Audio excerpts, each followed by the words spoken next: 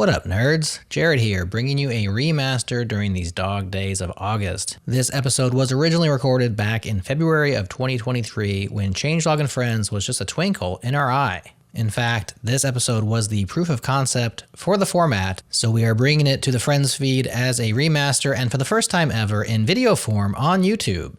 So you can see all the ridiculous faces that Matt makes along the way. Okay, let's get with our friends. Recently, we've been overwhelmed by a lot of the crazy, super cool tools, innovation, and just stuff that people have been doing in and around Git, whether it's the Git project itself or tooling built around it. It feels like there's something new every single week in Changelog News. So we thought we'd get together with our friend, Mat Ryer, who also happens to be a co-host of the Go Time podcast and of Grafana's Big Tent podcast, which is an award-winning podcast. It is. Yeah. Even though, and Go Time's an award-worthy podcast. And we thought we would just introduce some of these tools and ideas to everyone and just talk about them. So Matt, thanks for being here. Oh, thank you very much. I use Git a lot, so I'm very keen to learn more about this. Would you say daily or weekly? Depends if it's every day or every week. Okay, explain. Yeah. Well, if you want to say something happens once a day, you'd say daily. But if it only happens once every 7 days, I'd probably opt for weekly. So is it daily or is it weekly? One more time. Is it daily or weekly? Sorry. That should have been clear. Not at the same time. Gotcha. Well, the confusing one is bi-weekly. Yes. Because that can both mean twice a week true. and once every other week. Two different meanings. Who invented that phrase? Yeah, it's not good, is it? We have fortnightly as well as a term. I like to mean 2 fortnight. weeks. I do Not like the game, but fortnightly. the phrase. Yeah. Right. The game kind of soiled the phrase, if you ask me, the word. Yeah. Because now there's two contexts. Yeah. Quake did that to me. I used to love Quakes, and then You still like earthquakes? And now you're like, wait, is it the game? It's like the oldest game in the world, though, isn't it? It's right up there with Duke Nukem. Long. yeah, we used to play on like in school. We had a LAN party, and Quake 2 was the game we played. And then I used to make levels with my brother using Worldcraft 3D world builder thing, and it was so Nice. much fun. Yeah, to be able to like build levels and then play them with your mates was just couldn't believe you could do that. These LAN parties, did you take a router with you or a router with you? And did you pick up your entire gigantic tower PC and take it with you? Like, describe. Yeah, well, luckily these were in the school library. So, Okay. yeah, because we didn't, you wouldn't move your computer around back then. It's not like now with your phone. Like, can't really believe The internet is your LAN. Yeah, exactly. The cloud. That would be dangerous if the whole internet was all on one LAN. Wouldn't we be pretty exposed? Well, yeah. Yeah, for I mean, sure. gnats are nice. Yeah, Again, two contexts for gnats, especially when you're just saying the word out loud. yeah. Let's loop back to Git. How often do you use Git, Matt? Daily or weekly. Well, this is interesting because you haven't been coding this much lately. This is a change for you. Don't out him, Somewhat. Jerod. Maybe not recently. Well, no offense. I want to ask him for permission first. No offense.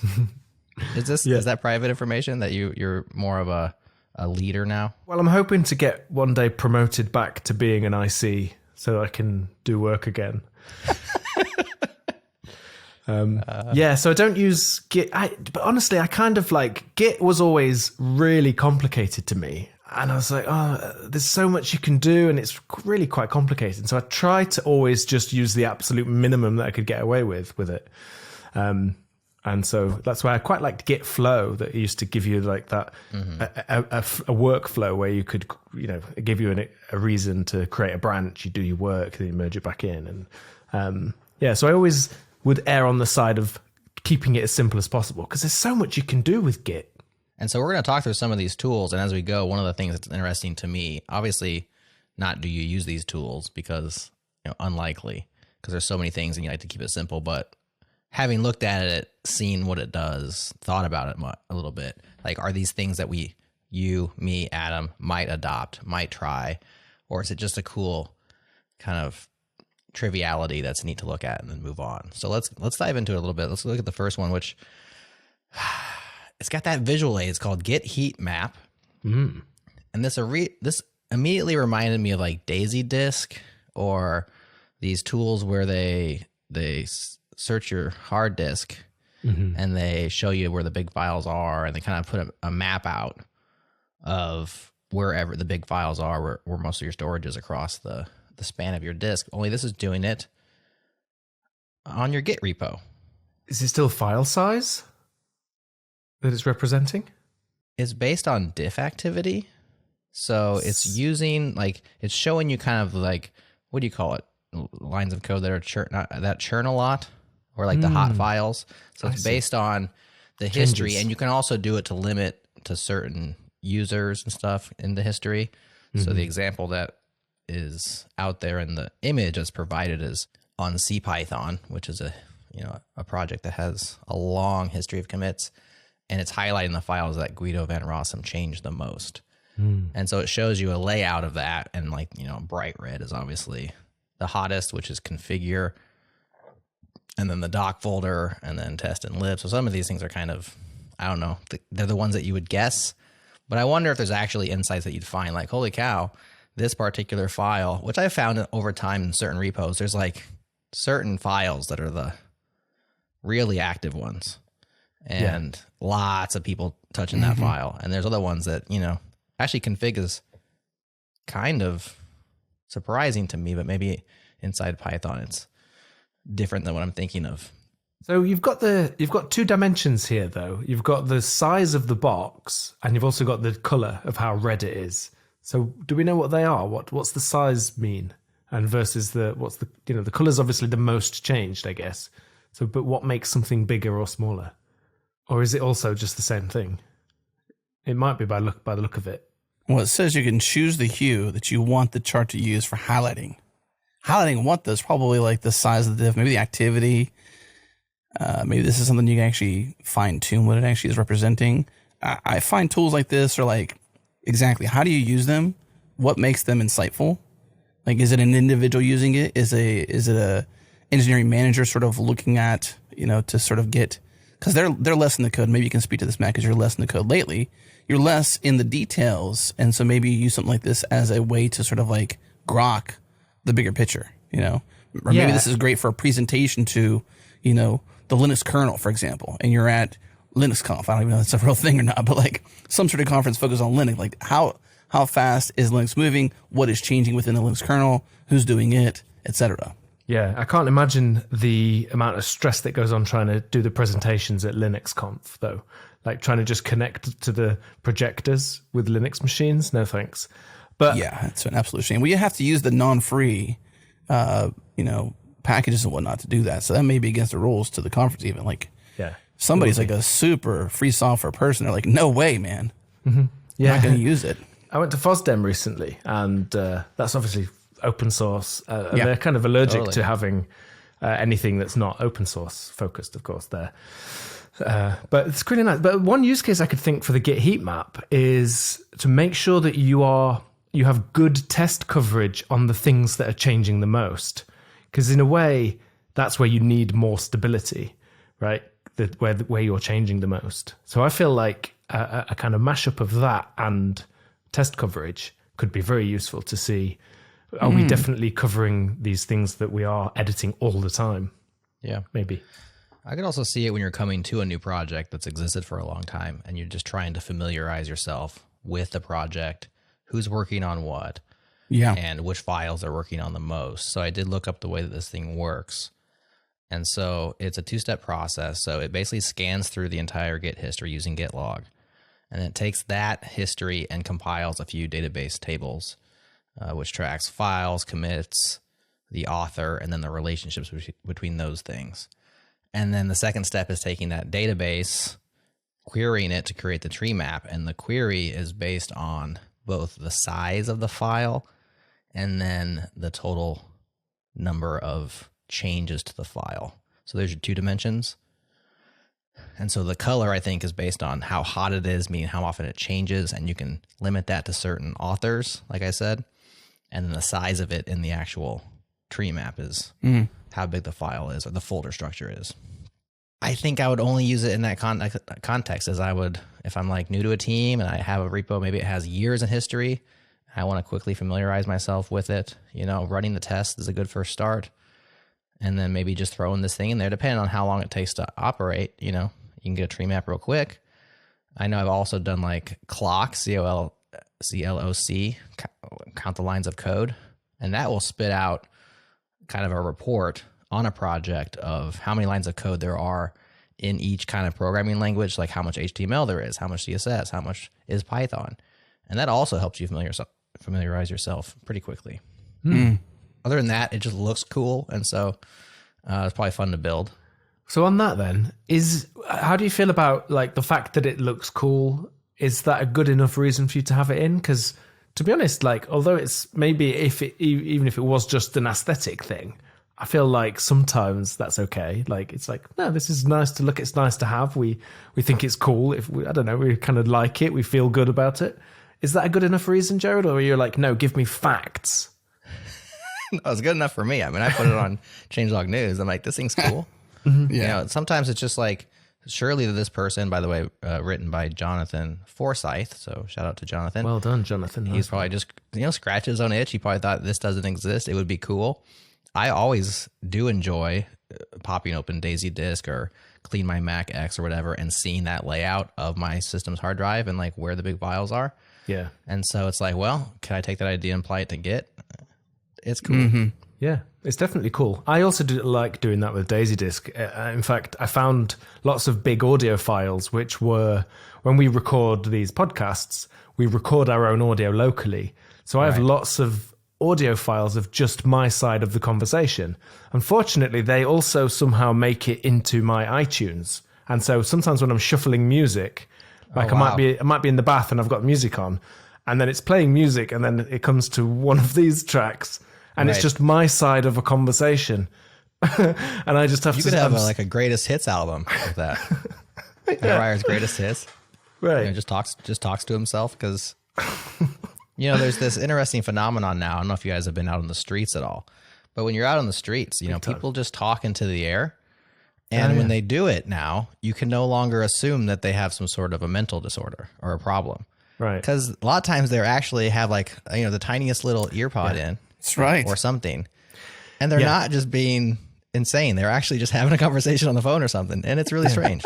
Yeah, this actually is really good for me because I am the person that walks around just saying things out loud. and I don't sometimes think... Like sometimes, like if I'm going to have a difficult conversation, I'll sort of like run it over in my head, and sometimes I'll say it out loud. And I've noticed a couple of times people looking, and then I just like slowly put my hand up to my ear and just say, "Okay, thank you, bye," and pretend I was on the phone. That's a pro tip right there. Yeah, that is a pro tip. I like that. Good one. A little speck of brain science for you. It is totally okay to talk to yourself, even out loud, in public. There's etiquette, so pick your place, but you are not suffering from sort of any mental condition if you talk to yourself. Now, there's certain circumstances where it goes too far, but any normal person who speaks out loud to themselves, it's just a way that you sometimes process your thinking. Everybody's different with how they think, and so you may be a person who thinks out loud and has to say it out loud to like really believe it as fact, and so I'm here to tell you it's okay. And I don't disagree with that, but I'm here to tell you that when you do it in public places, that you look like you're insane. That's truth. Okay. And then you just say goodbye, and you put your finger up to your ear, and you look totally normal again. So I learned that today. That is a good pro tip, Matt. One thing I'm noticing is the time to generate the database.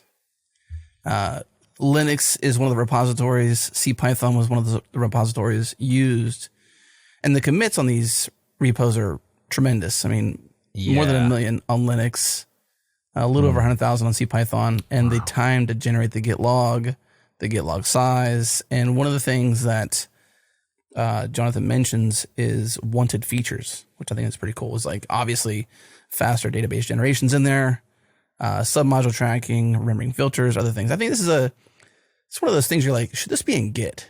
Probably not, right? Like you don't want Git to be muddied with like this kind of feature. So this lives in userland. And is this the best one in userland? And if so, like how does this kind of thing get support? To like not die?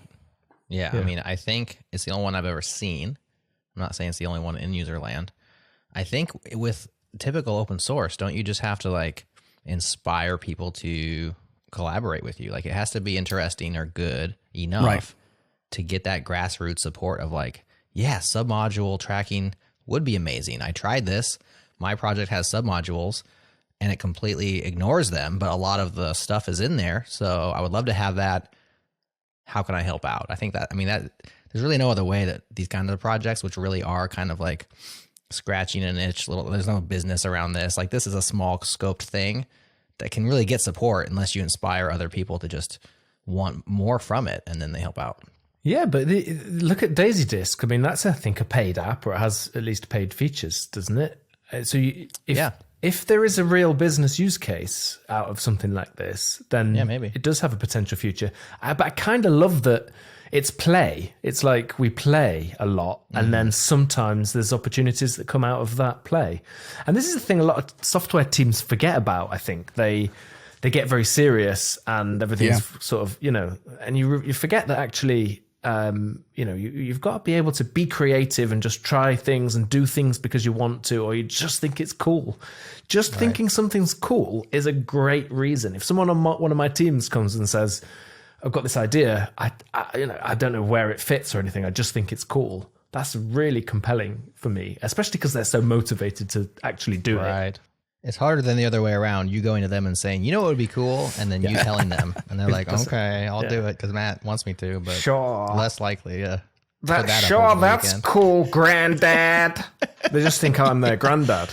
Right. Yeah. And I haven't even got any kids. So how can I be their granddad? So I mean, think. Inquiring minds want to know, Matt. They do want to know. Yeah. You can't do it, I think. That's a great point, though, the play aspect, because a lot of things happen when you do play. I mean, obviously, your mind is different. It's in a different mode. Like sometimes you're, as you said before, wow, that was actually, I may be outing your potential unpopular opinion. I won't say it, but, when you make a plan, it can be too rigid. So I'm dropping some hints there. I'll drop some hints. I'm not going to ruin it. Okay. When you play, there's freedom, right? There's no constraints. There's no guardrails necessarily. It's like, where can I go? Where can I explore? What should I do? And then, maybe out of it comes fruits, and maybe that can be a business if you really want it to be. But I mean, I think there's examples of like large, things in our world. Like Flickr, I think was a game at first before it was like the photo sharing 1.0 version of Instagram. Slack was supposed to be a communication tool while they built a game. See? The same guy, same teams. Yeah. So they were just playing. Are they ever going to make that game? Probably not. Too busy making very successful companies. Yeah, they've let it go. But they may play The Sims, which is a good transition to simulating, which I think is pretty cool. This has actually sparked my interest because I was like, I love to have permission to mess up. And like Git-Sim is the next one, visually simulate Git operations in your own repos. Awesome. And I think that's pretty cool because you can think of like, what would happen if I branch? What would happen if this happened here? What would happen if I rebase that over here?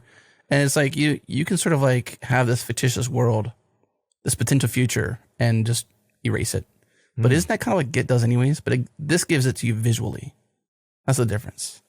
Yeah, this visualizes it for you so you can understand what's going to happen. And also, it's completely safe. Like it's with Git, that 99% of the time it's in there, right? Like no matter what you do, there are circumstances where you can lose data, but most of the time, even if you thought you've lost something, it's in there because of the way it works.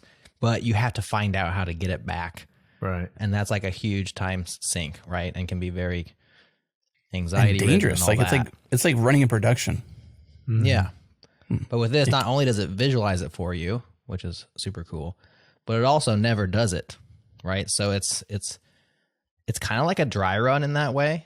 The author of it did describe why it's better than dry runs, but I've lost the blog post. All I have is the repo at this time. I do a lot of rsync on my network, and in some cases I do deletion through rsync. You do a lot of rswhat? Rsync. Rsync. Putting is that like tattoos on people's back? Sure, Matt. Syncing. Yeah. Rsyncing.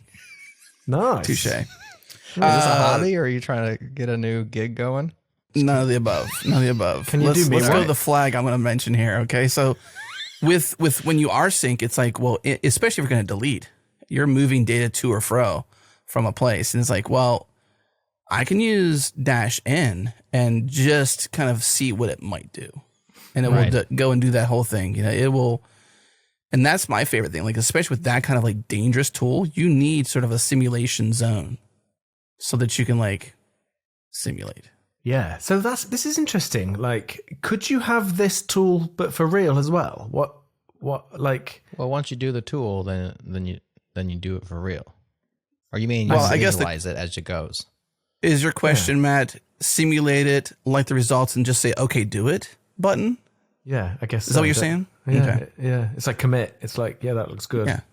Looks good. Do Probably it. it can. So I did find the part where it says, why aren't dry runs good enough? Because Git does have a dry run feature, which is like the rsync one that you described there. True. Where it will just tell you what it's going to do. And the author of this, which we should shout out. Rsyncing, Matt. Yeah, I can't unhear it now. I know. I do a lot of R-syncing here when you on my plant a land. flag, I'm picturing, a tattoo artist with a flag. R-syncing.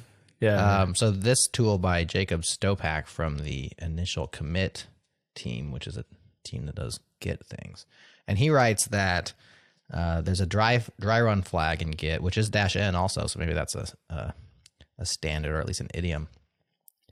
It enables you to get some idea of how the command will affect the state of the repository, but he says these commands can be useful, but not all Git commands have them. So, Git has all these subcommands, and they don't all have dry runs. And he says, and the purely text-based output can be quite sparse, as is typical of Git's command line interface.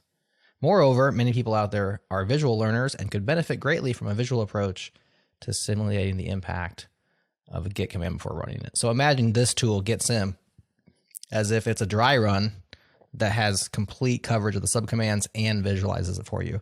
Maybe, this one I could argue, put it into Git. Like, this is just a better user experience for dry runs. Yeah, this would be very useful and probably would satisfy some of my fears here around, with Git commands just being too complicated, and I don't really have the confidence that I really know what it's gonna do, because it's very abstract and can be quite surprising, the effects, if you're not really au fait with Git. So this would give a level of confidence for sure. It'd be like, okay, so you've typed this in, and now here's a picture. Is this what you meant? And you're like, no, absolutely not. You've just saved me a lot of embarrassment. Thank you.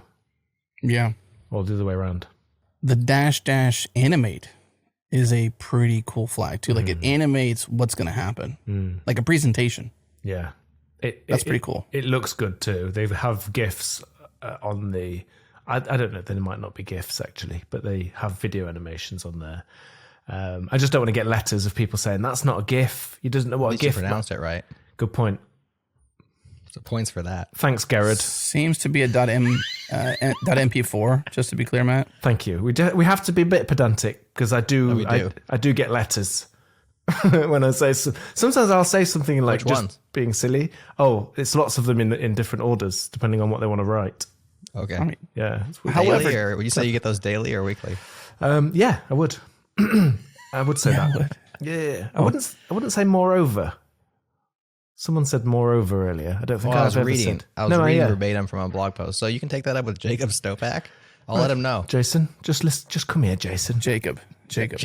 Sorry, Jacob. All right, so that sentence had a bug in it, which leads us to our next tool, git-bug. Ooh. Oh, these links are brilliant.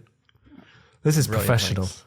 Yeah, really working with pros here today. Yeah. This one, I absolutely love this concept. All right, so git-bug, written by 100%. Michael Murray, I think is how you pronounce his name. Basically, he's put a bug tracker in Git. It's fully embedded in Git. You only need your Git repo to have a bug tracker. So anywhere your repo goes, the bugs are right there. Oh, hello. Works offline. No vendor lock-in. It's fast. I'm just reading his bullet points now. It doesn't pollute your project. Good job. It integrates with your tooling. Native workflow. So that's what's cool about it, is it bridges over to GitHub issues, to GitLab, whatever they call their issues, to Jira, if you're in hell already. Oh boy. Jeez, Jerod. Sorry. No. Love Say lost it like for you feel Jira. it, man. Say it like you feel it. Oh, I've never liked that tool. I don't know anybody who does. I feel sorry for people building Send it. Matt a letter. Oh, yeah. Please. If you love Jira, let Matt know. Send it to Jason. He doesn't exist. I got his name wrong. But this is really cool. I mean, how do you track your bugs, Matt? I just don't write any. That's kind of the way I do it. That's But clever. how do you do it?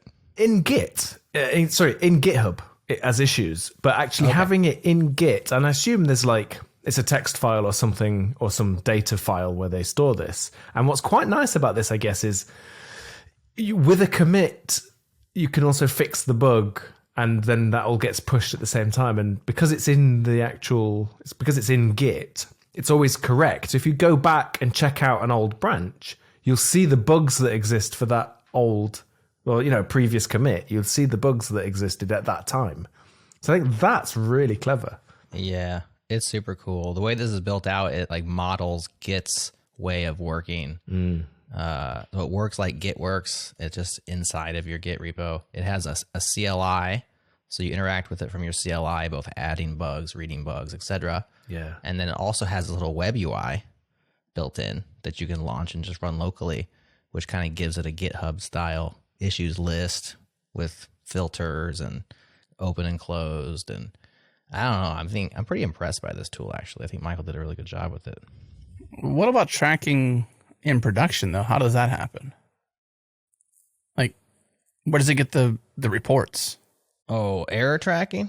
Yeah, like, is a bug an error? I mean, that's kind of like the same world, isn't it? No. Bug tracker, error tracker? Not really? How do you do it, Matt, over there in Grafana?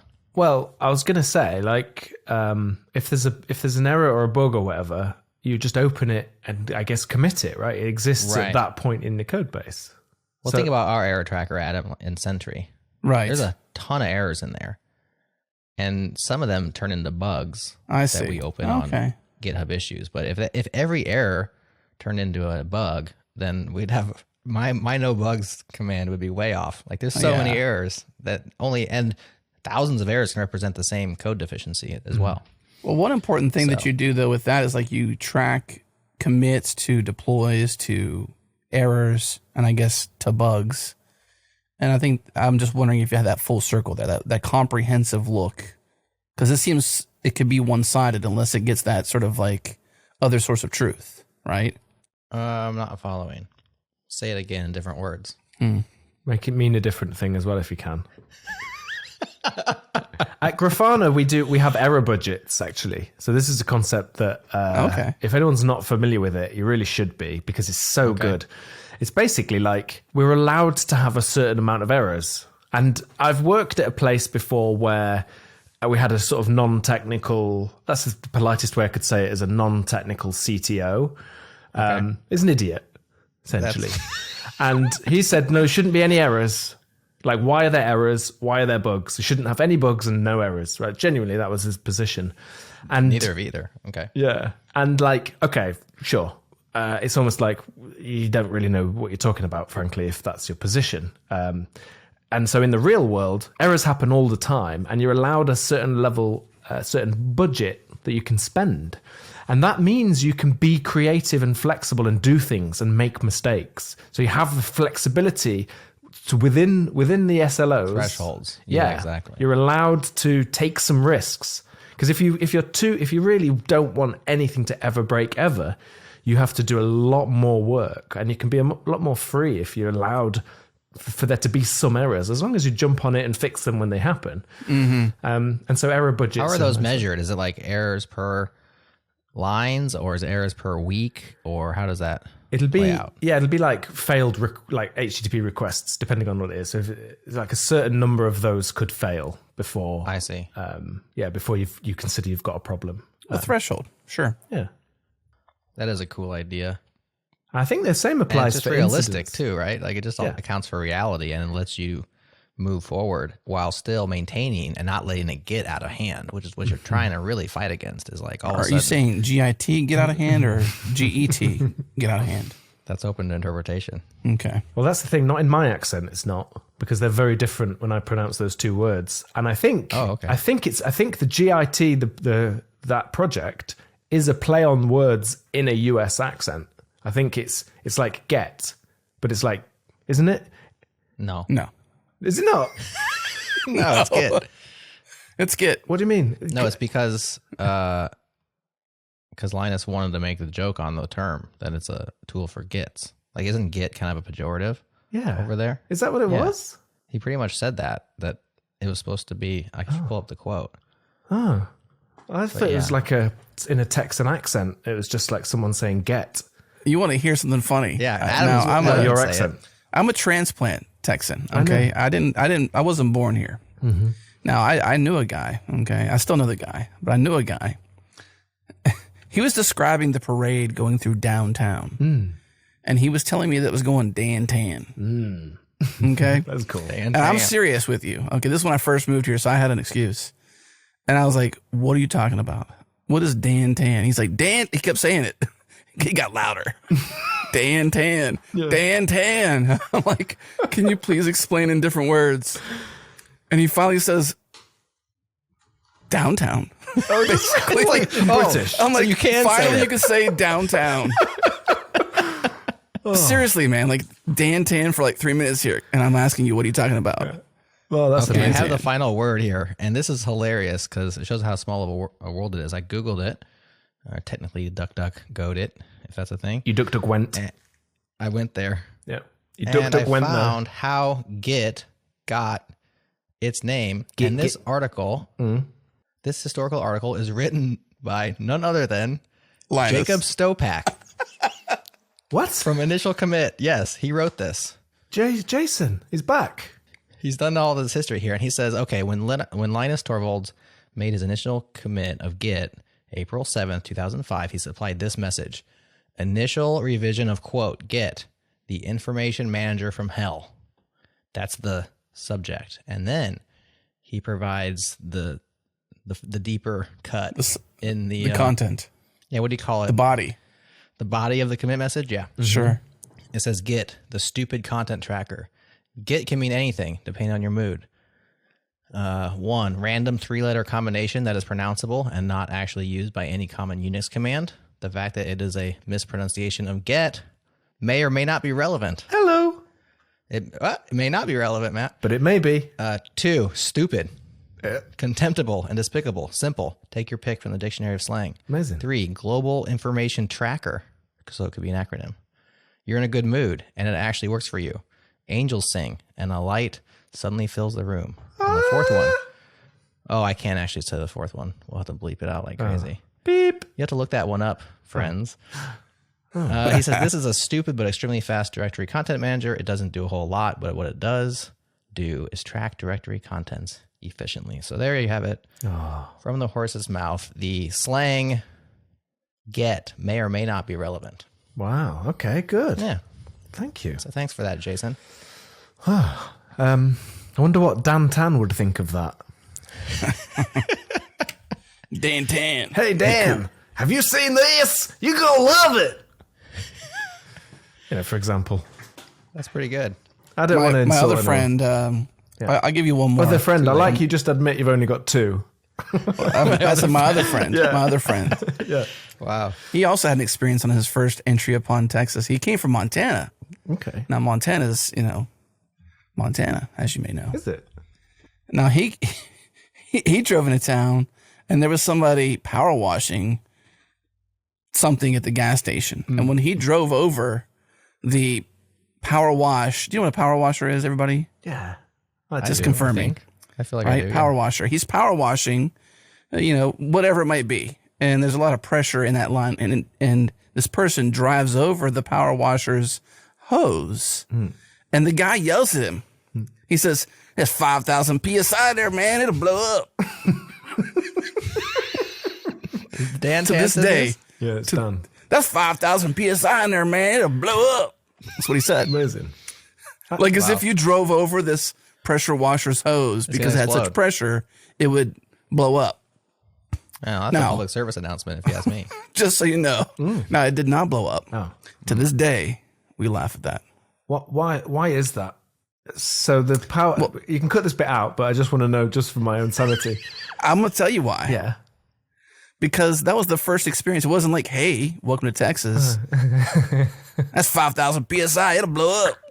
Okay. It wasn't, hello, welcome. Good to see you. Get your gas here. Come get some snacks inside or whatever. It was, that's 5,000 PSI. It'll blow up. I'm over here wondering how many times we can get Adam to say that. 2 more times. 2 more times. Like 4. I will say it on command in the future, too. Amazing. Just say do the bit, and I'll just do it. Well, speaking of blowing up, this GitUI project sure is blowing up on the scene. Ooh. Okay. What is GitUI? GitUI is a blazing fast terminal UI for Git, and it's written in Rust, which brings me to a subtopic that I want to ask you about, Matt, soon. But let's talk about GitUI first. Written by guys whose handle is extra worst. So he's not just the worst, he's the extra worst. But maybe the sausage kind? Yeah, it looks versty, doesn't it? It's versed. Extra versed. You know, it's like it's normal versed, yeah, but this is a bit extra versed, so don't worry about it. By the way, I do that German accent to Germans and they go, what's that? It doesn't sound doesn't sound German to them. No. Oh no, it's so bad that they don't even know. Yeah. Whereas everyone else is like, oh, that's a good German accent. So I just think it's I was about to give it a compliment. Yeah, because I don't know. Anyways. All right, so here's extraversed's description or why. You got to do it right, Jerod. Extraversed. Matt, you want to read this in the German accent for us? Yeah, I'd love to. It's in the doc there. I do most of my Git work. That one. I do most of my Git work in a terminal, but I frequently find myself using Git GUIs for some use cases like index, commit, diff, stash, blame, and log. Unfortunately, popular Git GUIs all fail with giant repositories or become unresponsive. I've lost the accent. Become unresponsive. It went a bit French. It did.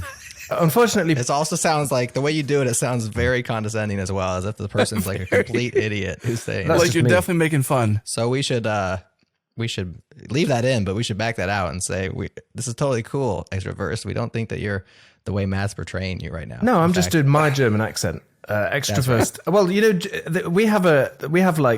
there's a stereotype that German people don't have a good sense of humor, and it's one of those that I don't know where it comes from, because every single person I've met from Germany has like an extrovert kind of sense of humor. Like it's uber good. I love it. So hopefully our friends in Germany will appreciate that. Yeah. But to read it in terms that we can all understand here, he does say that a lot of the Git GUIs fail on giant repos and become unresponsive and usable. So he built this. It's in the terminal. Would you use it is the question. It's written in Rust. I know, Matt, it's not written in Go. But would you use it anyways? Because a lot of us say, hey, I like to keep it simple. I like to stay in my terminal. I'm in the same way. I'm going to shout out one Git GUI here near the end. But mostly I just use the Git command line like you do, Matt. But what if you had more at the command line? You don't have to leave your terminal, and it's not going to choke on the Linux repo, for example. Would you use this? Because it looks pretty sweet. Well, I feel like I need to come out now and tell you that I actually use GitHub Desktop. What? You said that you use the terminal? No. Or did you not say that? Yeah, because it's like really complicated. I avoid complicated stuff. Okay. This I like because I must have misheard you. We can go back and check the recording, mate, if you're calling me a liar. Yeah, do that little rewind sound.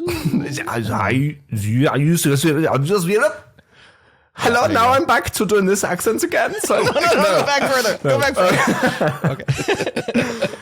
But what I like about this is it reminds me of early computer interfaces, like really early MS-DOS type. I used to do QBasic when I was a kid and stuff. And so it has this real retro feel, which I really like. But kudos to writing in Rust, because I feel like for the times when you really need performance like this in this sort of case, I think Rust is a great choice. Okay, so you're not offended by that? No. So subtopic then. So some language support, or languages these tools are written in and therefore distributed in. We have 2 in Python. That was the Heat-Map and the Git-Sim. This git-bug is written in Go. GitUI, written in Rust. The next one we're going to talk about, if we get to it, git-branchless, also written in Rust. And I still can't tell if you're saying get to it or get to it. I mean, just You're really getting me Texas here. slang. Did you see that, do it Matt? You like that one, didn't you? You're really getting me. You're really getting to me. I'm sorry. I had to punt it out there. That's good. Fair enough. Install, I think, is all that matters, right? I mean, in the end. Well, that's the question. For me, it is. For Matt, I wonder if you're feeling like maybe Rust is starting to eat Go's lunch for like command line tools. Well, I mean, first of all, I think it's about what's the easiest thing to run. And if it's Python and I've got some weird balked Python thing and I have to fix it or something, then that's a big barrier for me.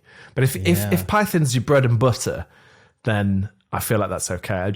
I don't use it enough that I have any confidence in it. So I do like that you get single binary. You do the talking, Jerod. Can you mention pip install? Your feelings about it? Yeah, if it's pip install for me, I just have anxiety. Even though it works most of the time, it's the same way. And hey, old school Rubyist. But if I see your tool and I see it's written in Ruby, I'm kind of like, do I want to mess with this? And that's how I am with Python as well. Their stories are just fraught. Do you not use GitHub then? That's Ruby, isn't it? Well, I don't mind the website.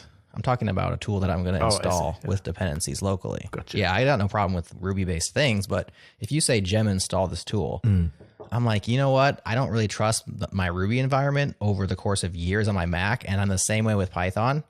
Whereas with Go and with Rust, it seems, and JavaScript's had the same bad story for me, but Dino is actually showing, and with TypeScript is showing some new opportunities to have universal binaries, which is cool. Yeah. I'm just way more likely to say, if you can just grab a binary, drop it in your path and execute it, I'm like, I will do that 100 times a day. But if your tool says pip install or it says gem install or it says npm install, I'm kind of like, do I want to mess with this? That's just my sense. Does that resonate with you guys? Especially if you're on Linux proper. Like if you're on Mac, it's different because like you kind of have to use Homebrew or pip if that's the way you want to go, or maybe vanilla straight up Ruby or a binary. But if it's on Linux, it should be an apt or whatever your flavor would be, Yum or pick it should be a package, or you should have to update your registry with whatever package directory you want to use and, apt update and get that and install. That's my feelings. I don't like to pip install anything if I don't have to. Yeah, when I get a new computer, which happens more than I can justify, I don't like it when I'm the first time I'm forced to just add all these tools to be able to install stuff. Like I feel like it's a nice clean machine, and then I hold off and I hold off. Yeah, at least if it's a Go binary, I can delete the file and it's gone, and I know where it is. When I install, I don't know what happens when I npm install something. Sometimes I'll do that in the wrong folder, and then I get a node modules folder on my desktop, which is synced through iCloud. So it uses, you know what I mean? Like it could be a can of worms. Right. I am into that simplicity thing. But if I'm if I'm already using that tool chain, if it's a tool for, say, people who are writing Node, then it completely makes sense that it would be written. If it's for sure. Yeah, if it's a data tool that's going to be used mostly in Python, then I think you also can get away with it, although you still have version issues. But yeah, you can't. I mean, just a single binary. General purpose tooling that wants to be used by people that are outside your particular ecosystem, ideally, should be packaged in a way that we can just, isolate it, install it, drop it in our path, and execute it. And delete it. And uninstall delete it without worrying about it, just like spreading files all throughout your disk. I remember on Windows, I used to sometimes you'd install something and then you're like, oh, I want to uninstall that, and there's no obvious way to do it. So then you Google it or you DuckDuckGo it, and it's like, okay, you have to remove these files, then go and find these files and remove them, then open the registry if you want to remove these values from the registry. Amazing. Yeah, and it scatters its changes throughout your registry, and you're like, I have one global registry, and I don't know all the places that it's been changed. Yeah. Yuck. Yeah, it was. You actually had to do occasional just reformat your computer to clean it all, and that used to bother me. And I like on a Mac that applications are mostly contained inside that single zip, but not entirely, and though, right? Not entirely, yeah. With the M1, wasn't there more change? Like, didn't Homebrew move to the opt directory, I believe, wasn't it? Oh, yeah. Yep. Homebrew installs into opt now versus user local. And I can't recall why that was, but that was a new change. I'm sure some sort of, security enclave reasoning, right? Maybe. It's just challenging. Yeah. I mean, you got P lists that spread about. You've got something that might be in my application support folder, or just, it's give me a good self-contained uninstaller with the thing. Please. Give me an eject button, whether it's an application that I, installs a literal Mac app or, a dev tool. Give me an uninstall flow that respects my system. Cause I'm sure you developing it, care about your system, keep it pristine, and with reluctance, install new things when it's a new machine for sure. Mm-hmm. Yeah, I think the only upside of that style is that you do have preferences that persist if you uninstall and then reinstall or upgrade. Yeah, but you don't always want that, do you? Yeah, exactly. Yeah. But sometimes you're like, I don't have to redo this. That's nice. It has pleasantly surprised me once or twice, but most of the time I don't want it. I want it to be completely gone. Yeah, sometimes I'll uninstall something because I can't figure out how to change a setting back, and then I uninstall it and then reinstall it, and it's just remembered the settings. It's right there. Yeah, it's right there for you. And I have to. I'm like, where's the registry? Is there a registry?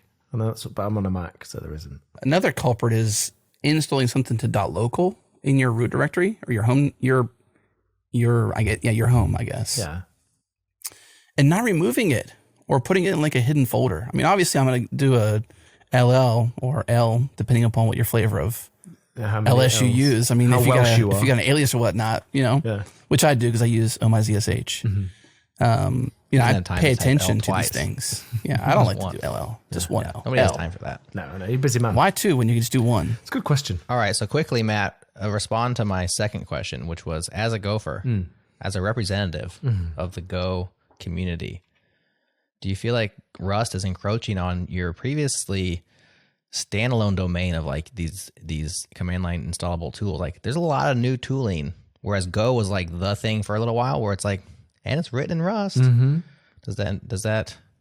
Are you feel intimidated or encroached upon? No. I remember when Go was like becoming that, and I would always say at the time, like, write it in whatever you want. Right? It's like whatever's the right tool for the job. So that's that attitude. Don't really deviate from that. I think Go. I don't think Rust will just defeat Go because it's really hard to learn, and that that's the trade-off you make. It's like much harder to learn, much harder to write Rust, but the trade-off is you get much more secure, much safer execution, and I guess if it compiles, you got a high chance it's going to be correct, and so there's like benefits there.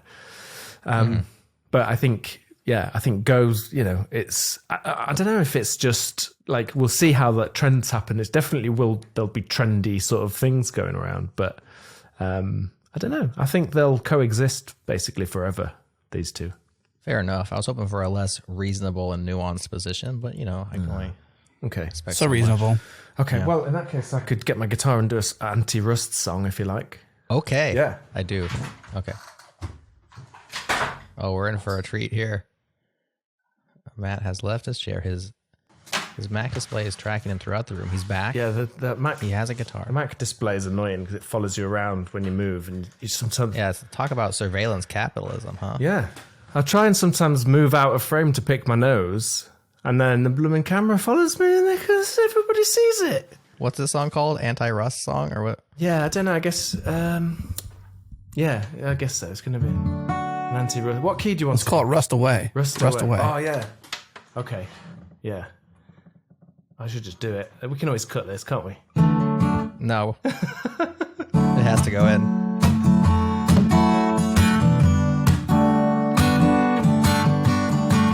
Hey baby, what you typing in?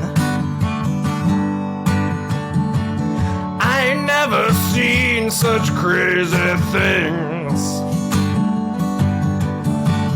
What the heck is all this gonna do? I got some very bad news for you. We're gonna rust away. Gonna rust away. You're gonna rust away. Today. Rust Away, Mat Ryer. Woohoo! Can I critique? Yeah. Can I critique? wanna You're critique. gonna hurt his feelings. No, do it because It won't hurt your it feelings. wasn't great. So if there was a version 2, let's say you go away and you think about sleeping, or maybe you sleep a little bit Yeah. and you dream Yeah. and you think, oh, this is actually a hit song. I could probably do something with this. I would just encourage you to put a little bit more Rust Lang specifics into it. Yeah, I don't know enough to do that. I was thinking that. I was going to mainly focus it. on like, Could have mentioned cargo or anything. I mean, really anything. yeah, but my knowledge is really limited. I was going to focus on like, It was really quite awful, actually. yeah, I was going to focus on like vulcanizing things and actually like, you know, to prevent rust. Like to actually, they use painting and stuff to protect the metals. So they don't rust. Anodized, yeah. Rusting metal, why would you want that? It's red iron oxide. There's lots of ideas, but Sure. yeah, it just didn't happen. I'm sure if Dan Tan had done it, he would have done a much better job because I know he's particularly good at songs. So one quick hat nod to the Git UI project is that it seems to be easily installable, regardless of originating language, which is super awesome. Just to bring it back. Great song, Matt. Thank you for sharing that with us. It was awesome. I was going to Despite hop my in and start criticism. singing with you, but my skills are a bit rusty. So Clever. sorry about that. all right. Let's move on. Git branchless. This is our last one of the list here. High velocity monorepo scale workflow for Git. This is like a grab bag of utilities. It's a weird name, Git branchless, because it doesn't have to do anything to do with branching really, but it adds a bunch of cool stuff like Git It's undo. a good name like then, a isn't very it, nice- Jerod? Like there's no branching. Yeah, it's branchless. And you're like, Yeah, it's I branchless. don't know why it's called that. It doesn't have anything to do with branches. But it's called branchless. Yeah, but why would you name yourself based on what you have nothing to do with? Like, I just feel like it's not the way to do it. Yeah. Maybe because they're against it, and so they didn't Like- it. You know, I don't call myself Jerod Rustless, because I don't write any Rust. Good name, though. that's a good name. I like that. Yeah. It sounds like a cool guy. I'll consider it. They call me Jerod Rustless Santo. That's a cool name. That is pretty cool. I might pick that up, actually. All right, I revoke my argument. Point is, there's lots of cool stuff here. Smart log, undoing, written in Rust. So it's not rustless. By Waleed Khan. And been out there for a while. But not too much to say about this on the show for me necessarily, except for that it's just a lot of like very nice user experience improvements in your command line Git. So if you're not like Matt using GitHub Desktop and you're a real dev using the command line, then maybe check out Git branchless. In terms of naming, same song, different singer. Since we're talking about Rust Away and Matt's doing some jingles for us, I was thinking Git utilities. I mean, it's a bunch of utilities. Why not like make a standard utility library? Right. So I Googled it, and there is a Git utils, but it's no not wonder he didn't maintained. name it that. It's not maintained, and it's sort of like I don't want to call it dead, but the last commit was 2 years ago. It's probably either perfect software or unmaintained, right? It's tough to tell the difference sometimes. I was just talking about this recently, I think on Changelog News, on a post about quitting. What's the difference between quitting and being finished? Yeah. They're quite a bit different. But with open source, you can't tell, like, is this thing unmaintained or is it actually finished? Some things are just done. Other things are abandoned, and you got to find out which is which.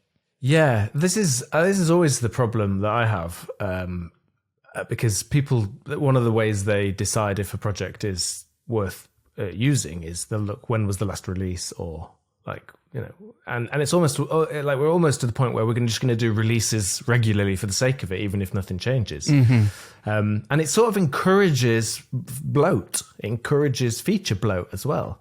Like when a tool kind of nails it, then you don't need to keep going on that. But similarly, like software's never finished, and so it's not so simple. But yeah, tough one. We almost need like a health meter or something like that, like built into GitHub or external, like Socket. Like they do a lot of security stuff externally from the repository, regardless of its origin, whether it's GitLab, GitHub, or whatever.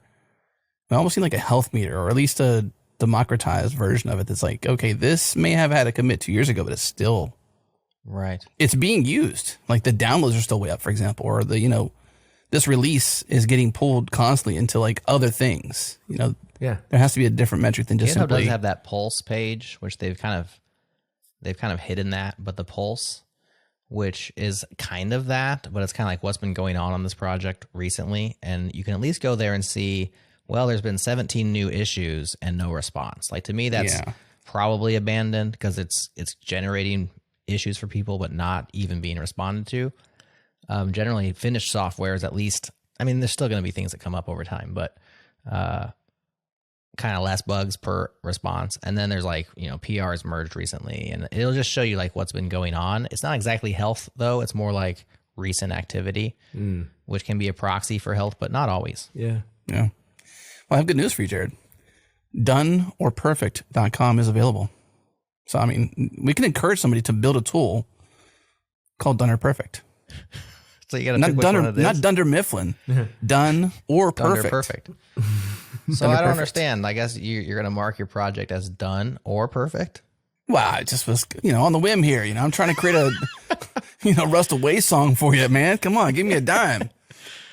No, right. Just some sort of, I mean, I don't think that the Insights tab is that insightful in this regard. So maybe there's something that could be done. Maybe it's just maybe it's a fun project. Like Matt said, like this is just a fun thing. And then maybe GitHub acquires you. And then next thing you know, you're a millionaire or a billionaire, or you got some stock options in the juggernaut that's called Microsoft. That's just like slaying it out there, All right. I don't know. That escalated One could quickly. dream, right? Yeah. So if you register doneorperfect.com, you're going to be a billionaire with Microsoft stocks. If you do it, if you execute well, yeah. Okay. Yeah, probably. If you do it, just do it. All right. Should we hop to unpopular opinions, or should we have more things that we've shared that are Git related, but we can also just get on with it. Maybe a state of Git internally here. How do you get, Jerod? Okay. How do you get, Matt? And Adam, how do you get? Speaking of myself. Okay. Are you a simplicity person, Jerod? I know that you just use terminal.app, not iTerm or even Fig or, what else have we had on the show? I do use ZSH now. Ooh, versus good job. Bash. I can't believe you're having a go at me. By force. I use it as if it's Bash.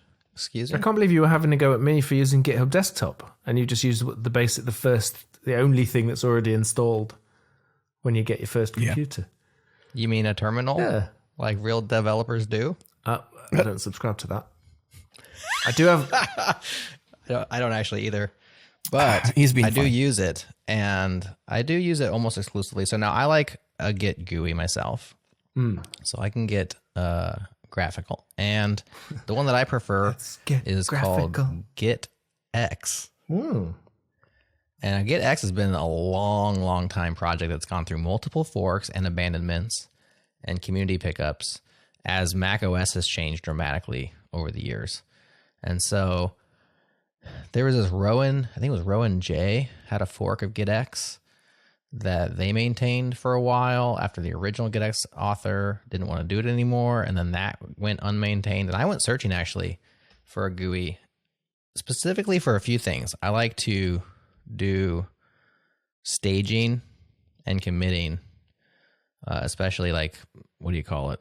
Chunk commits, like specific lines of a file and like selecting all that. I like to do that in a GUI and not from the command line because it's just clunky from the command line.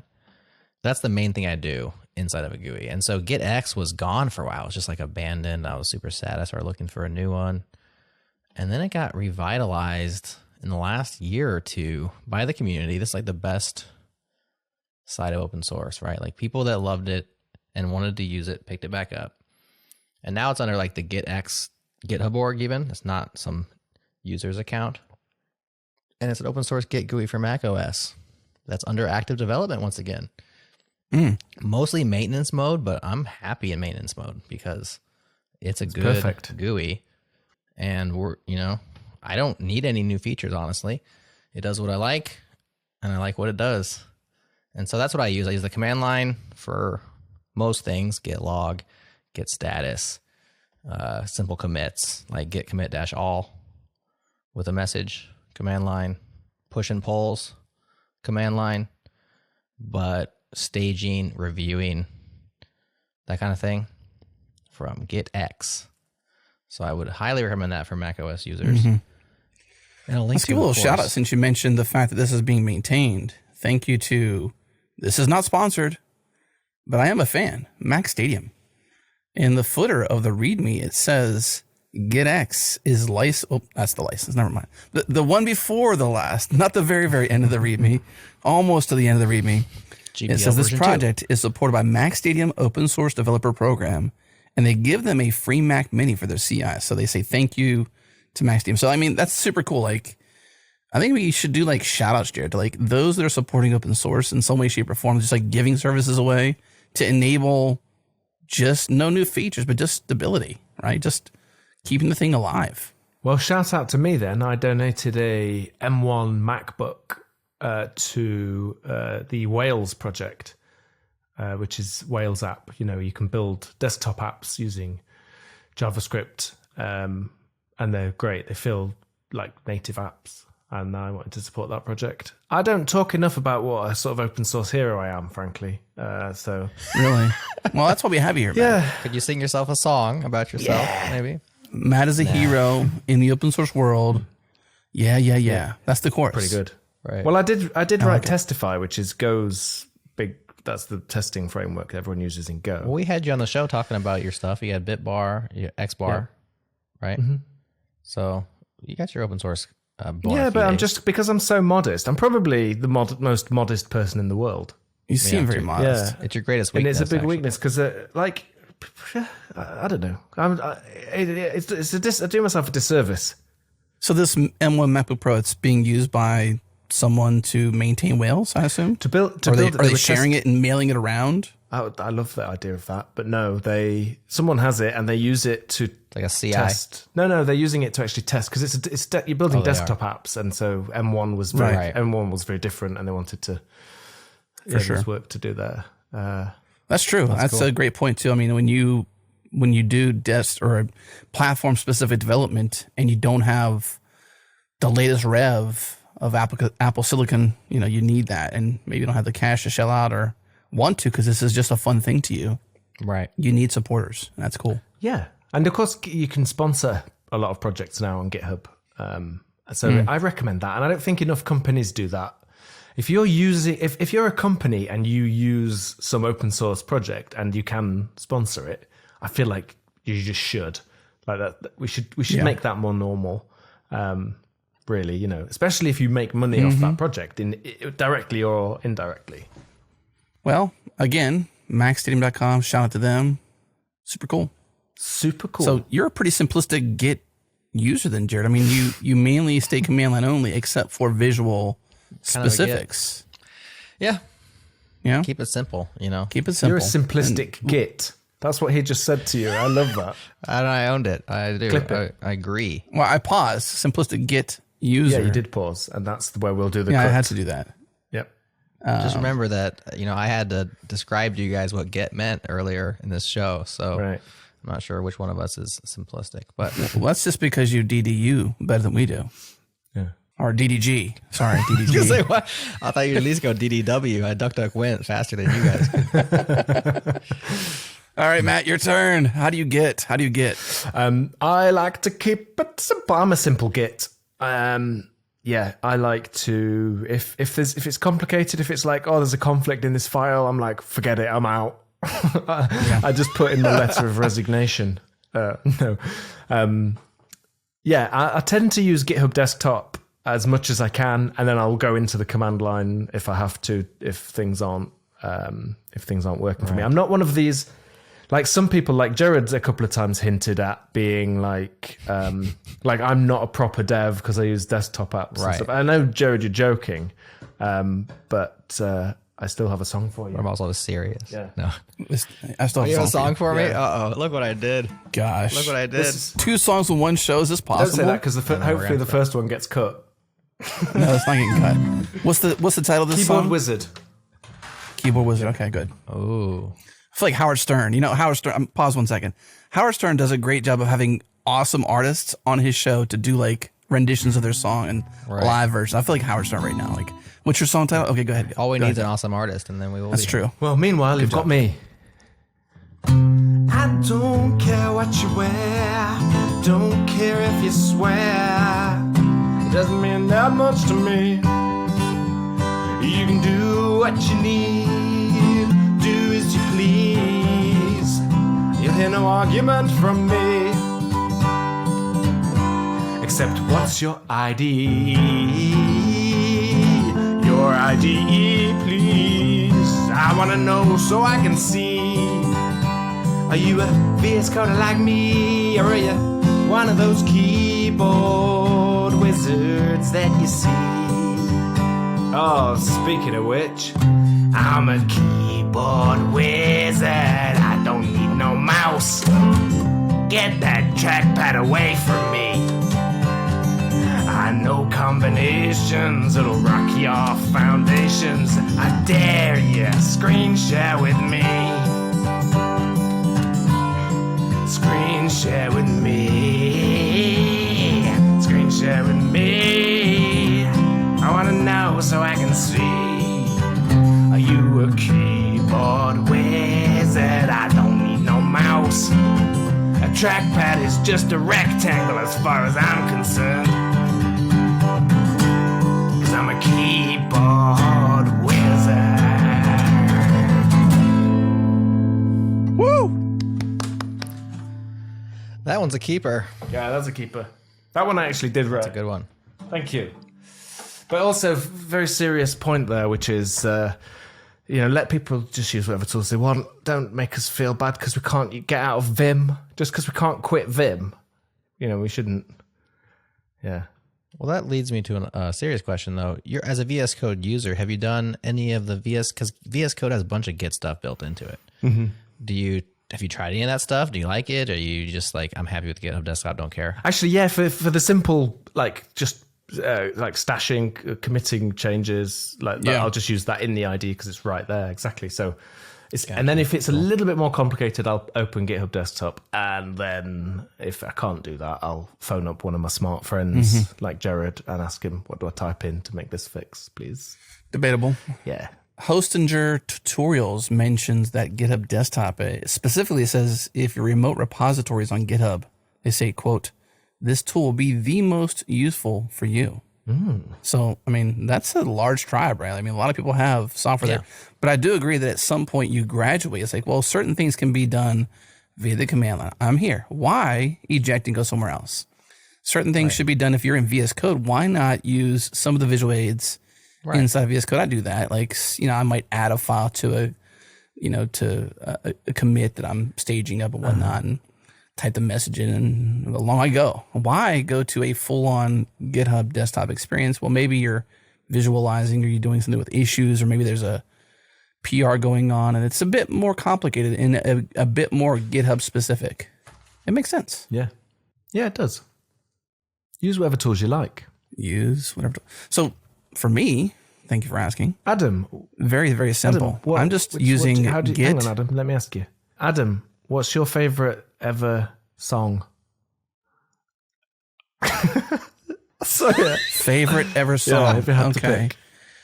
Well, I'm going to go to your side of the pond. I might say something from the Beatles. I'd probably pick from Yesterday. I might, I'm a big fan of the movie Yesterday. Have you ever seen this movie? Have you seen the movie? What a great premise. Amazing. I have not. Amazing movie, but it's a great song too. So I'm a Beatles The premise of Yesterday is this guy just discovers that the Beatles never existed, and so no one knows them, but he knows all the songs, and he's like a songwriter. So he just pretends he writes the Beatles songs, and then they're all hits, and he becomes a super famous chap. That's right. I love that. I also love the Beatles very much. Yeah. I have an original Sgt. Pepper's album in mono, which is good. I just listen to it in one ear because you might as well. And yeah, it's just beautiful. Paul McCartney, I think, probably one of our greatest ever songwriters. Just amazing. Yeah. Phenomenal. phenomenal artist. So my answer is that. I mean, I think the Beatles is on my list of top artists, top songs. Like if I had to pick a song on replay forever, I would say don't. But if I had to, if it was by force, absolute force. Right. Hang on, what's the situation? What? I don't know. I don't want to speculate. Gun to your head, it's or probably terrible. They've got your kids? the phone calls coming from inside the house? Come on now. You want to do a Liam Neeson situation here? You want to go there, Matt? Oh, Matt loves Liam Neeson. He does a Liam Neeson. I don't care who you are. Gosh. I want you to listen to the same song on repeat forever. Or I will find Yesterday. No mercy. Oh, gosh. Yes. You played into that brilliantly. Matt, I knew you had a Liam Neeson up your sleeve, and so you were just Me waiting too. for an opportunity there. Always keep it. I figured he could do that. Yeah. Can't wait for someone to mention Jack Sparrow. I think we drained Matt of all of his talent on this one episode. I think he actually has. I mean, do you have other bits? We know you have Jack Sparrow, but I mean, you're pretty much done. German character, Hans. German That's Hans. That's Hans. Yeah. I don't know. Speaking of other modern famous singer-songwriter, Ed Sheeran. Can you do an Ed Sheeran version? You also sing a lot too. Do you like the guy? I think he's a great songwriter, actually. So yeah, I think he's good. But no, I can't. I mean, You can't emulate him. You Does he have can't. a distinctive voice? No. I don't think. I mean, he does singing, but For sure. talking, I don't know. Yeah, I could do Beatles. No one hears though, him speak. If you like, I can do every. I can do sure. every Beatle. They're all different.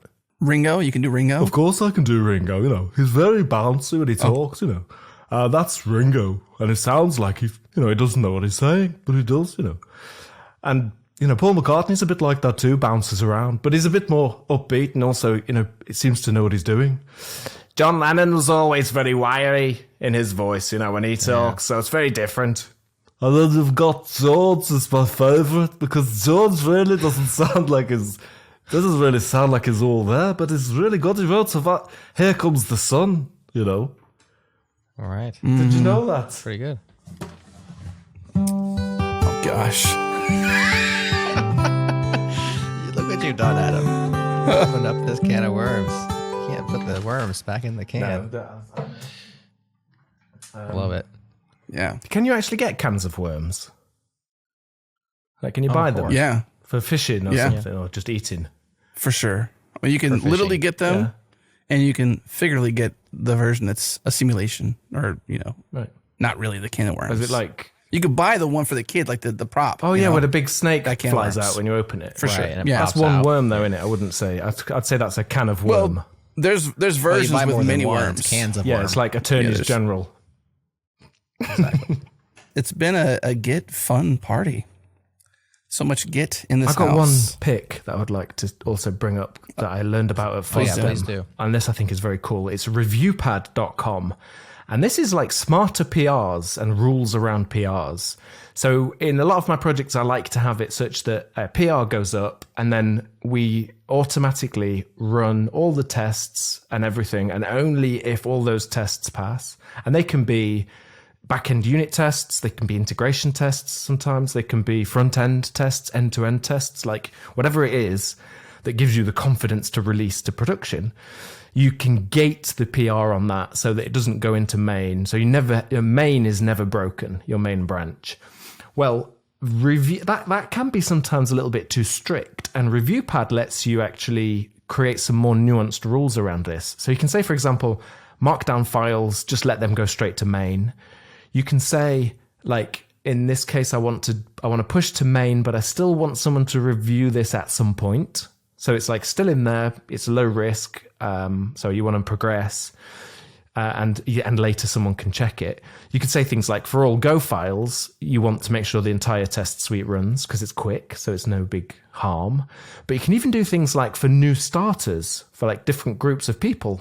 You might say new starters, everything should run for them, but the more senior people have slightly more relaxed rules, and they're allowed to push without all the checks happening. And even individual functions, you could mark a function in code as critical, and if anything inside that changes, then it makes sure that all the tests will run all that whole pipeline, it executes before it's allowed to merge.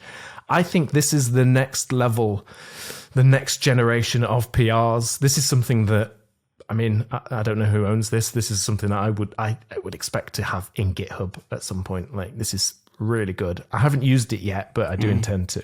What do you think of that review pad? I like all the words that you just said about it. Okay.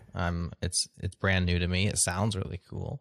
A glowing review from you, which does mean a lot to me. So I'll definitely look closer at it. But I think that It's too late to start being nice to me now, Jerod. Well, no one's listening anymore. We lost him at Here Comes the Sun. But yeah, I mean, definitely we'll check it out. I think that PRs as they stand leave a lot of things on the table. And we know there's lots of teams building things like this in order to flesh out and improve the code review process. We had a show last year on Graphite, which is stacked diffs, which plays in the same ballpark as this, but it's not exactly the same. They're not tackling it the exact same way.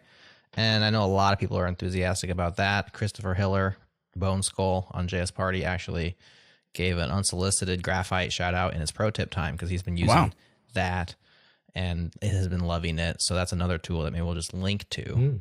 But that's my thoughts on the matter. I have never seen this before this afternoon, so I have to check out more of how it does what it does. But yeah, it makes sense. I mean, it's almost as if like this could even be similar to the way you have infrastructure as code. It's almost like, to main as code. I don't know. Just like something that says like we have to have a gate on this process. And like you had said, there's certain things that can go through, more nuanced rules, and that totally makes sense. And a one size fits all get pushed to main does not always fit. Yeah. So I can see how this makes sense. The thing I think I question though is less the tool itself, but more like Steve Jobs said about Dropbox. Is this just a feature or is it a product or a company? I wonder if like in some cases this is a great stand-up of a feature that should just be GitHub proper, if that's what the majority uses. Interesting. I mean, I wonder if their strategy is like an acquisition thing, and sometimes that's great strategy to have. You've done it a couple times, right? I mean, it's a good. Yeah. I don't know if that's been your strategy, but you've done it. Yeah, 3 times. Tres. Yeah, but they weren't features. I mean, actually, I think solving one problem and doing it really well is well worth doing. And like maybe you'd struggle to build a business around it. I don't know, but that's the hard part. It's like, here's this thing. It's great. It's useful, but man, it died because there's no company. It's just a feature. Yeah, so that's why we have to sponsor open source if we want to keep it alive. We can't just expect it to keep going. And we have to normalize that more. We've got to do more of it. It's hard to justify sometimes, but it's important. I think it's certainly becoming more normalized, but I think as it becomes normalized, it becomes the paradox of choice. It's like, well, there's so much open source, there's so much usefulness, I can't possibly give to it all. So I either do nothing or I just don't know where to put it. And I'm just guilty. I feel guilty. Yeah, so that's interesting. I wonder if we could get like a heat map of usefulness of your dependencies, actually. How often is that code executed? I would say a Git-Heat-Map sounds pretty cool, honestly. Yeah. Well, we could do it with observability tools. If you've got tracing and you've got like, observability running in your code, you will have insights into the code paths and stuff. You probably could gather some stats on the most useful bits. Might just layer on the guilt, though, honestly. Why don't you just pay for the project then, if you're feeling guilty? Well, I mean, it's not me, man. It's somebody else, of course. No, I mean, I think that It's Dan. Tam. Dan. It's back again. Pay for your project. The point you're making, though, is great, though. We should support open source more. I think, I always want to see more clarification on the how. GitHub sponsors one answer, but, it's an avenue. It's not like what. The what becomes infinitely harder to define if you don't examine the open source you use that's useful to you. And then sometimes it might be corporate sponsors. It might actually be open source, but it's a company who's backing it. Well, you're going to support that thing? Well, maybe, you might use it as a support, but like they're already a company. Just buy the things, that support them to make it, I liked the words I liked all the words that you just said. Well, thank you. Yeah. I don't agree with your point. All right. It's a quite a compliment. That was a very, Jerod, by the way, just for future reference, if someone's describing something and you like all those words, I feel like you like the thing. I think it's safe to say, I like that thing. I'll check it out. Check it out. You will like it. I just don't like to give you too much credit. I don't like to give you exactly what you're looking for because you beg for so much. Well, let's close up with a lightning round. This has been a fun conversation, a long one. Way more singing than expected or hoped for, or a lot less, or a lot less appreciated. than I expected. But I'm really here to do songs, and there's been a lot of talking about Git. We've spent a lot of time in between. Way too much. Spent a lot of time in between tracks talking funny. about Git. We should have changed the premise to Matt sings a song interspersed with Git conversations. What a great! You'd go to that gig, wouldn't you? Well, you have one more chance here because we're going to do a lightning round of your brainchild on Go Time, unpopular opinions. And surely you can strum us out the theme song for the jingle for Unpopular Opinions. Can you not? It's hard. Otherwise, we'll have to splice it. Yeah, splice. We can splice it right here. I'll just do a musical version. Gosh, we're back to this again. It's the alternative.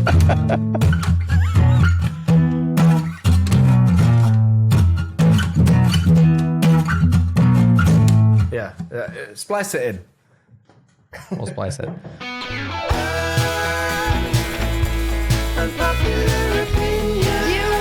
I actually think you should probably leave.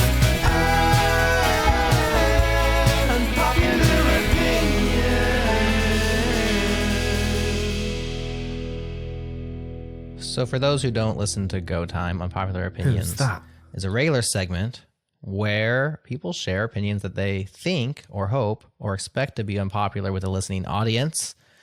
And then we put those opinions out on the social medias to see if it's actually unpopular or not. Now, what we found over time is that most unpopular opinions are actually popular when it comes to polling time. But there's been a few people who have been somewhat unpopular and a few who've managed to be incredibly unpopular with their opinions. I'm actually in the top 5 most unpopular opinions of all time. What was it?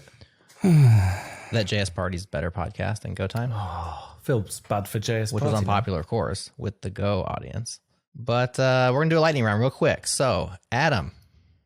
Gosh, me Passing first? to you. First one. Do you have an unpopular opinion you'd like to share?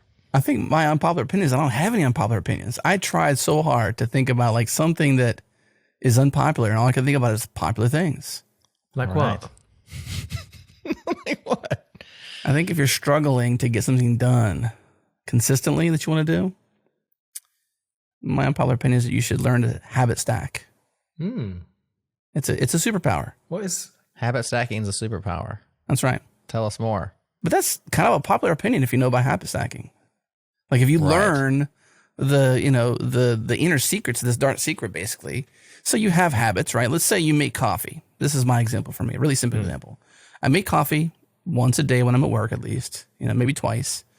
And I wear glasses like you, Matt. I wear glasses. And as a glasses wearer, you must be upset or get upset when they're dirty, right? Like I get furious. and especially upset if you have to have a special microfiber cloth to clean them because you can't just use your shirt.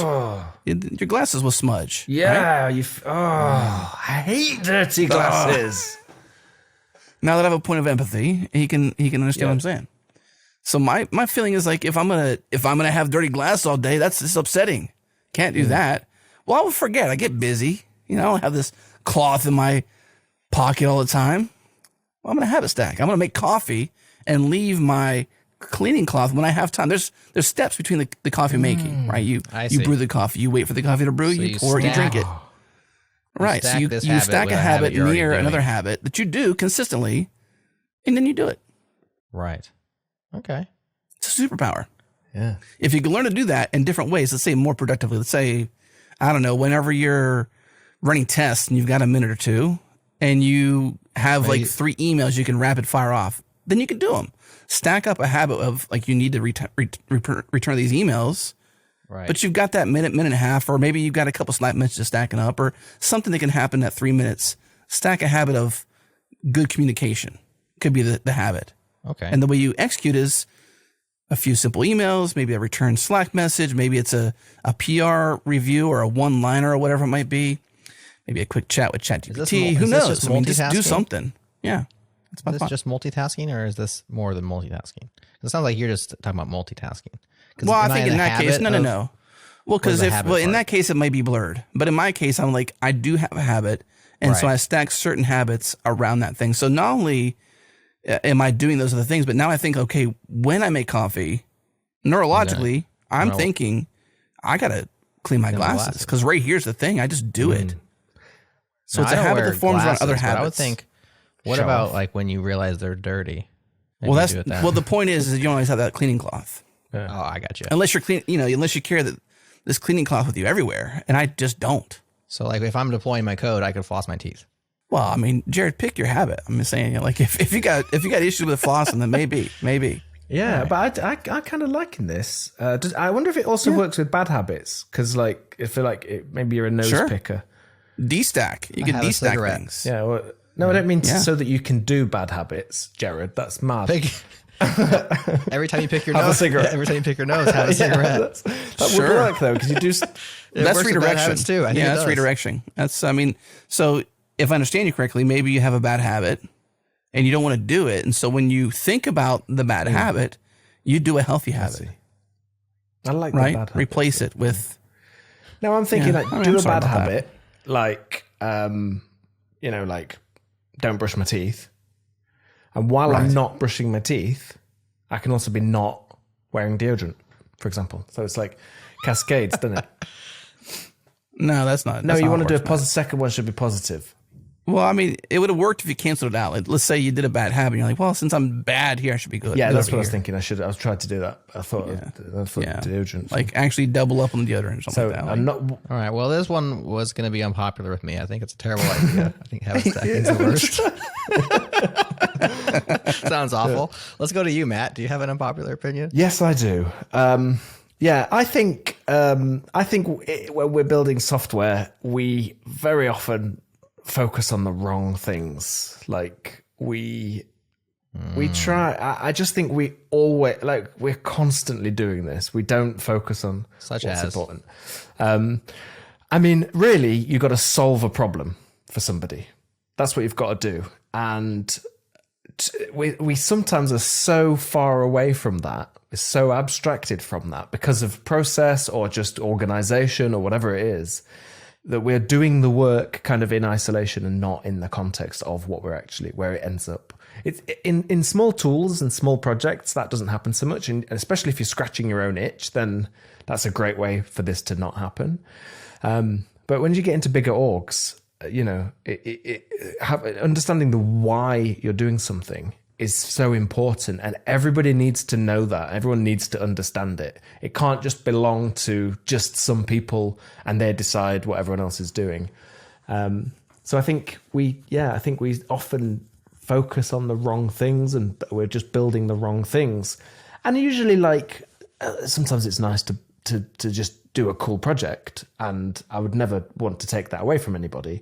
But if you're just doing cool, complicated stuff because you love it or it's satisfying to do and it's a hard problem and you're solving it, then that's one thing. But you can maybe, if you can solve a problem for somebody with a script or just have something much simpler, if there's even just a tool already that kind of solves the problem, I feel like we don't enough, especially because we're there to build software.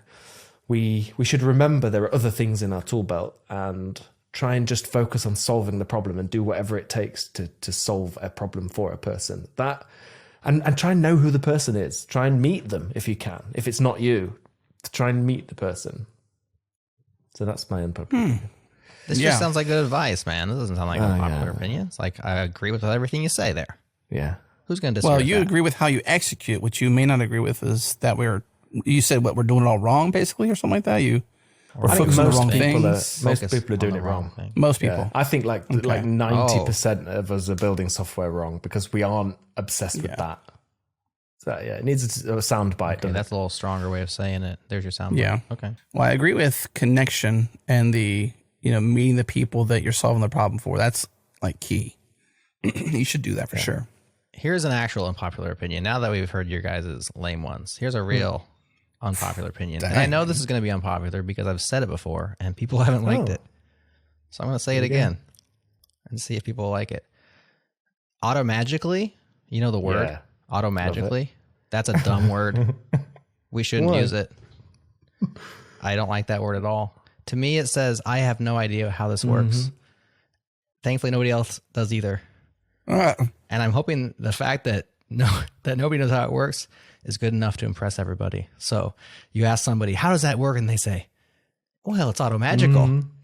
And we're supposed to be all be like, oh, okay, it's automagical. Yay. And then move on. No, it means you don't actually know.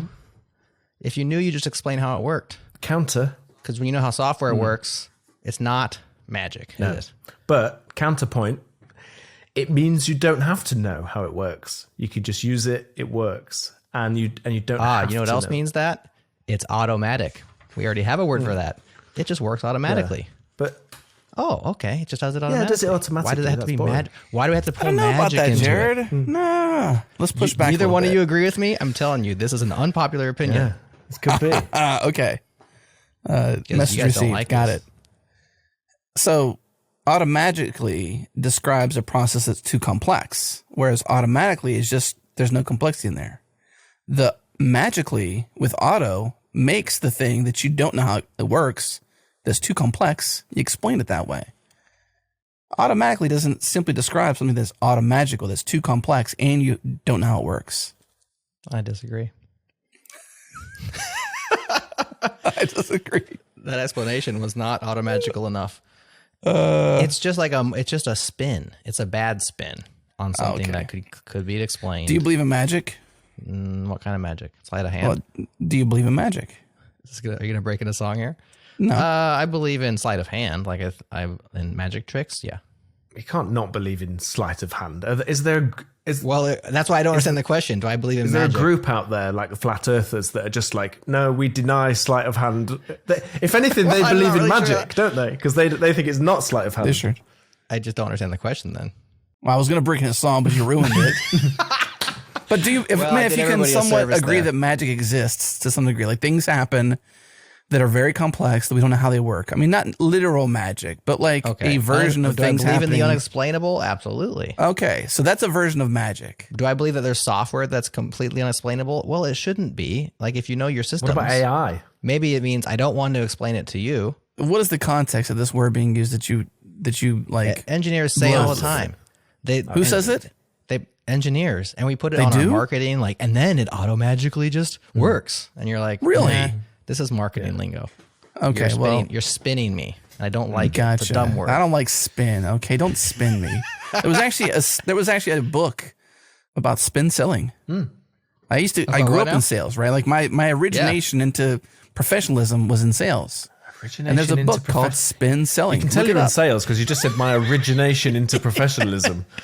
Yeah, that's a spin right there. My first job. My first job. I was in sales. Yeah, that was an automagical saying. That's funny. Yeah, I know. I mean, Matt, I'm sure you've said it. I used to say it as well when I was a younger person. yeah? A lot of people love that term, automagical, and I'm gone sour Really? on it. So Retire. it's unpopular. I just didn't know it was that popular It's not a of a word. popular opinion. All right, listener, let us know. Do you agree? There's 3 opinions here. Which one is the worst? Which one is the worst? It's going to be mine. worst. It's going to be mine. Can we clarify that was not Matt? You were making fun, were you? Were you making fun? No, that's a standard German accent. That was just your being funny, doing an accent, right? Yeah. Like, What do you mean? I wasn't. okay. well, good. I just want to clarify there. yeah. I mean, Right here at the end of the show, I want to clarify that because that just yeah. for a little while there just sat so wrong. Oh, with I'm me. sorry. And I almost said something. Well, you should. I almost did stopped you? the show. Yeah, you should if it. I almost You stopped the should show. if you feel like that. Absolutely. I mean, I celebrate like different accents. I really love them. Yeah. And so impersonating accents is like a fun hobby. But I was so close, man. My white towel was like, you were like, no one, I'm going to throw in the You white know, towel. so no close. no one has a go at Liam Neeson on my watch. All right, we should end this Hang on, show. though. Hang on. It's okay to do a fun. British What? accent, isn't it? Everyone does a British accent. Like, don't. you have, Joe, can't. because I've heard you do it. I try not to. I don't mind. Because I'm not good We at like it. it. No, I think accents are all in good fun. I think Well, just the as length you went of on, that, it the became length of more the and more read. caricature. Well, Yeah, that's all. I think we made it clear that it was in good fun. So If I'm not- joking about ending the show, as you may know. I don't know if you knew that. I was kidding Yeah, I around was just yes-anding. about stopping I the just show. yes-and. Yeah, I wasn't going to stop the show. We're just That's just being funny. continuing to yes and now. But it's a nice point, actually. It's a nice point because if somebody felt insulted by that, I would be devastated, Right. genuinely. Yeah, I wanted to clarify that. Like, we were not trying to be insulting. No, we're not trying to be. Just It was all just natural, just talent, natural talent. It's just who he is. Matt, go clean your glasses. Do you want a coffee while I'm there? Yeah, please. And pick your nose while you're at it. Is that what you do when you make your coffee, Jerod? You have it stack your nose picking then? No, while I'm flossing. One good thing, one bad thing. Hang on a minute. You should clean your nose. Like, I know it's like people are like, oh, you shouldn't do that. Well, There's ways to do it in there. You can pick your nose, you can pick your friends, but you can't pick your friend's nose. I learned that in elementary school. Yeah. That stuck with me. Unless you're paying and they're having a nose job, and by pick you mean select. Like, I'm going to pick your new nose. And if you're a very dear friend, they might allow you. No, if I say to you, Jerod, I'll I'll sort your new nose out, right? I'll pay for it. I'm going to design it, right? That's okay. I'll do a good job. It'll be a little trunk. as long as I go into it with my eyes wide open. I'll do a little trunk, like a little elephant's trunk for you. Then you could be like, How do you talk like that? Like, what makes you say trunk versus trunk? Oh, now we're I'm picking on British I'm accents. from the north. I'm from the Midlands, so we have a hard U sound. So I say like cup. Trunk. It sounds like Jon Snow, doesn't it? Like it's like A little bit, yeah. winter How do you say router then? winter is coming. Is he like a weatherman? Winter is coming. A band of low pressure's coming in from the east. You want to get your big coats out on Thursday because it's going to be raining and we're expecting some sleet. Things will clear up at the weekend as the band of pressure blows out. Yeah, go on. You want to stop it? Fair enough. Well, he's got an application. I don't watch Game of Thrones, so you lost me with this one. I'll tell you what he's got, Matt. He's got an application. He's got geo-tracking on the White Walkers. And that's winter. Oh, he knows. Or has he got like a tile on That's them? all part of it. I believe it's one part true weather and one part physical beings coming from the north. So he combines those two things into a meter. Yeah. Right. And he lets his countrymen know that they're coming. It's He coming. knows. He's right. I mean, winter, it's every year, John, so it's not that impressive. It's like, winter is coming. Oh, you're joking. I mean, it is September, so we know how seasons work. Winter will be here. But that's Game of Thrones, isn't it? How and when do we end this? Never? I'm thinking like 5 minutes ago, probably. Yeah. Probably when I try to say goodbye. Goodbye. I don't know. Thanks, Matt. It's over now. Thanks for Well, you know what we could do, Jerod? We can play joining that us for your song. final episode. What? We can play that song. It's closing time. Tell me you remember this. Yes. Is It's any song? closing. Yeah, you know this, right? I saw them course. live. Right. You They don't were have to go playing home, that but you song can't for stay us when we were trying to do Beyond Code, the first season in that bar. We're like, we're trying to wrap up the last two interviews here. Come on, people. Yeah. So we were at an after party at a conference, Matt. And this was Keep Ruby Weird, maybe? Keep it weird, yeah. Keep Ruby Weird. 2014. At the after party, the DJ turned on closing time at 9:30. The party ended at 10. So, naturally what you do then, if you're a terrible DJ, is you loop it. So he started looping closing time at 9:30. It played literally for Maybe someone had his kids. Very loud. Probably. Are you trying to do Liam Neeson Maybe someone again? had his kids, yeah. Anyways, we couldn't even record our video show because it was just closing time was too loud in the background. It was terrible. We're like, why? That's so rude. Who? Oh my God. Closing time. Open all the doors and let you. Yeah, I don't know it. You don't have to go home, but you can't stay here. I don't remember that part. Closing time. Turn all the lights on every boy, every girl.